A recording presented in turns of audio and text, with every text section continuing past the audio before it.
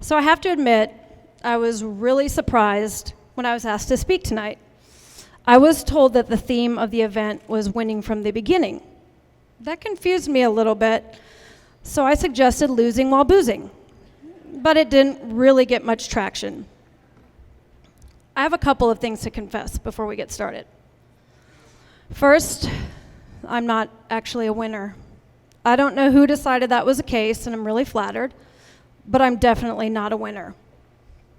I also need to be honest with you guys about something else. I'm not a storyteller. In fact, I'm a rambler. I'm an interrupter. I'm a mumbler at best. I'm terrified of speaking in front of people. So when I was asked to do this, naturally I said yes. And I've spent the last 2 weeks staring at a blank computer screen, wondering why in the hell anyone would pay money to hear me speak. As a matter of fact, I know several people that would pay to hear me not speak. You guys are supposed to be laughing at this stuff. Okay, but I digress. What I do know about storytelling is limited. I know that most stories have a beginning, a middle, and an end. It usually involves a villain, a hero, and some kind of obstacle to overcome. When it's finally over, you're supposed to learn something, and everything's supposed to be tied up in a little pretty package and handed to you. I don't know if I'll do anything of those things, but let's start at the beginning, shall we? I was born a contradiction. I arrived 2 weeks late in the middle of a blizzard at the end of April. To say I did things my way would be super appropriate. My parents had me in a small speck of a town called Manitowoc, Wisconsin, which up until 6 months ago, I promised no one had ever heard of. Yes, making of a murderer, Manitowoc. I was a firstborn, strong-willed, confident child that made good use of my bossy nature straight away. In my kindergarten through 6th grade elementary school, I was student body president, captain of the safety patrols. I put on plays from casting to set design and acting, and I also started a school store. I was a leader of our neighborhood club, which consisted of a bunch of corn-fed neighborhood kids left to our own devices before child welfare was a thing. We took care of ourselves while looking out for each other, and we all ended up just fine. I was pretty unstoppable, and nothing got in my way until my parents divorced, and we moved to Texas together, but separately. And that's when everything changed. It was the middle of my 6th grade year, and when I tell you it was devastating, there's no hyperbole involved. I was the new weird kid with a terrible northern accent that said big instead of bag, and no instead of no. A Texan I was not. Being from up north, I spent winters building snow forts and summers fishing and camping. I wasn't a tomboy, I was the tomboy. So my entire life, I dressed only according to the temperature. My style was pretty simple. Lots of clothes when it was cold, not as many when it was hot. You guys following? Okay. Little did I know the 6th grade girls in Texas had a much different take on fashion. They wore makeup and Guess jeans. They all went together to the mall and did weird things to their hair, like crimping. There were lots of tools and various brushes involved that I was not familiar with. So there it was, the defining moment of my adolescence when I realized there were cool kids and everyone else.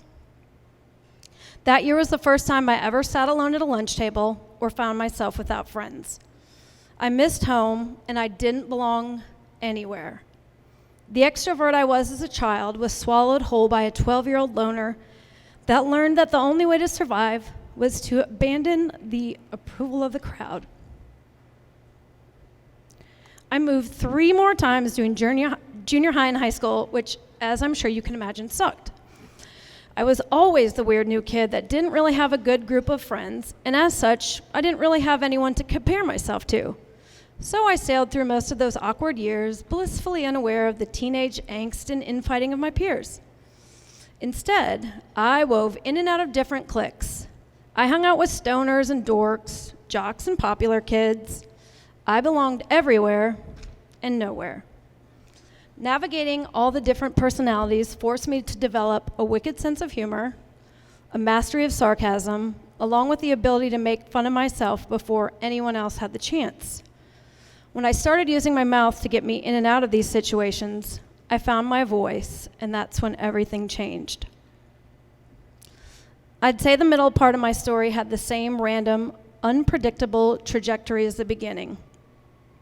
I worked for Dell in Austin and gave my 2 weeks' notice 2 times. They talked me out of it twice. The first time I quit, they let me create my own job and department. The second time, they asked me to move to Nashville to open the campus here. It was my first time away from friends and family, and I knew one person. Again, I found myself the new kid, the weird new kid. So I figured I'd give it a year, then probably quit and move back to Texas, since obviously I hated my job. But that was 16 years ago, and the universe had other plans. My first day on the job, I met my husband. For me, it was absolute love at first sight. Unfortunately, later that week, I found out he was married. And 6 months later, I met my other husband. This is a whole nother story. You guys still with me? Everything okay? So since 2000, I got married, built a house, had a daughter, got divorced, and 7 years ago, today, got married to that guy I met on the first day in Nashville, and we're a happy blended family of 5. I'll hold for your applause. Thank you. Oh my God, thank you.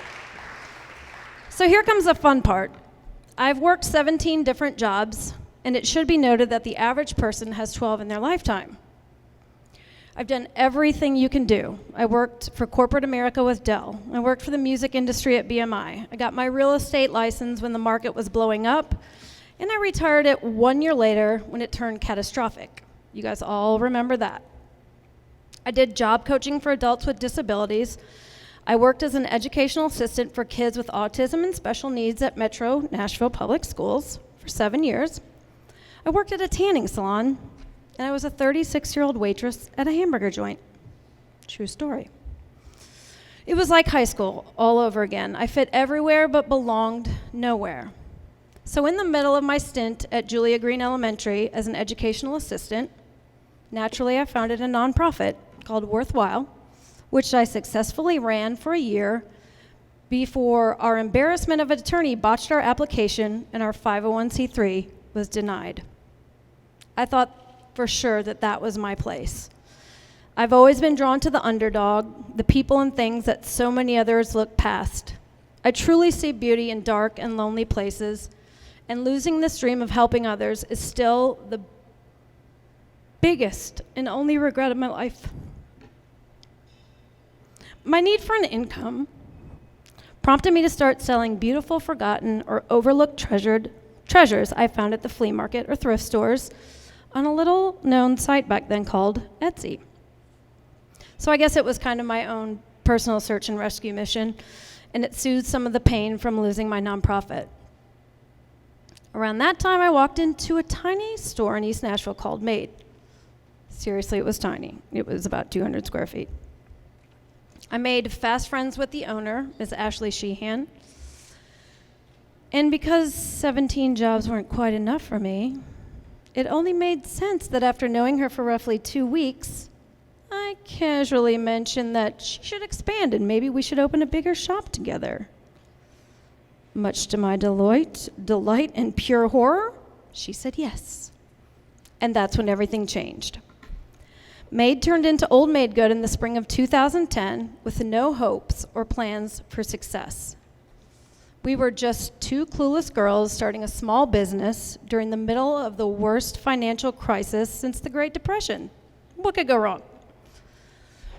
But surprisingly, our lack of fear and expectations propelled us quickly toward success. We were well loved by social media because we had a very distinct voice that didn't conform to what other businesses were doing. To sum it up, We sound oddly like a middle finger. We got an unbelievable amount of press, both locally and nationally. We were in the first ever issue of Nashville's very own native magazine, the New York Times, Lucky Magazine, Southern Living, and Elle Magazine even voted us one of the best vintage stores in the United States. I did not believe that for a minute. Don't ever drink your own Kool-Aid, is what I'm trying to tell you. In the shop, I handled most of the visual merchandising and also continued buying the vintage one-of-a-kind pieces we were starting to be known for. Eventually, I was rearranging art and furniture in the store constantly, and I became obsessed with it. That eventually became my gateway drug to interior design. Everything was going better than either of us ever expected, and that's when everything changed. I need to go back a little bit. When Ashley and I first met, she told me she'd been sober for 9 years, and my hand to God, I was 37 years old and had never met an alcoholic or someone in recovery. I think because I was a mom, I still had a soft spot for the underdog. At that point, she'd become more than a business partner to me. She'd become my best friend in my family. A couple of years passed, and unbeknownst to me, Ashley was slipping back into her addiction. I got a phone call from her sister letting me know that she was in rehab, and I was absolutely stunned. But after a crash course lesson in addiction from her sister and a week-long stay in rehab, she assured me that it scared the shit out of her and she was back on the straight and narrow. Most of you that have had relationships with addicts can probably guess what happened next. The second call came 10 months later, but this time it wasn't as much of a shock. I knew what to look for, and I saw things slowly starting to unravel. I didn't confront her either because I didn't want to believe it, or I knew how it would end, or maybe both. The next episode was much more serious, and she checked into a facility in Florida for 30 days. I met with her parents and told them I would run the shop for the next month of her treatment, and then I would dissolve the partnership and walk away from the shop so she could hold on to what she loved. And that's when everything changed. Losing the shop and losing my partnership with Ashley was like dying a slow death. And I spent the next 6 months mourning. I didn't know how to just be Kate when it had been Kate and Ashley for so long. And finally, after a lifetime of not belonging anywhere, I found my place just as quickly, but it was gone. So once again, I belonged everywhere but nowhere. And when people asked me what I did, it was heartbreaking. For the first few months, I would say I used to own OMG. And it took me a long time to say, well, I'm doing interior design. But when I could finally say that out loud with my own voice, I knew I'd be okay. Since I gave up the shop 2 years ago, I've been lucky enough to work on over 20 interior projects in Nashville, LA, and even London. It was only like one wall, so I kind of made that seem a little bit more important. From single room makeovers to entire homes top to bottoms and lots of Airbnbs. I've been lucky enough to design a few commercial spaces, including the complete redesign of Jackalope Brewery from top to bottom. So an ending. Putting that here obviously won't work, so I'll give you the moral of the story and wrap it up. Belonging everywhere but nowhere early on helped me in so many different ways. I believe there's a clear and present danger when you need the approval of a crowd, because you become the crowd. You dress like everyone else so you don't look out of place. You want the lives you see everyone else living online. You start listening to people until it's almost impossible to hear your own voice. So tonight, I say this. Be willing and open to the beautiful unknown, even if it scares the shit out of you. Especially if it scares the shit out of you. Because when you start listening to yourself, and you don't need the approval of the crowd, everything changes. Thank you.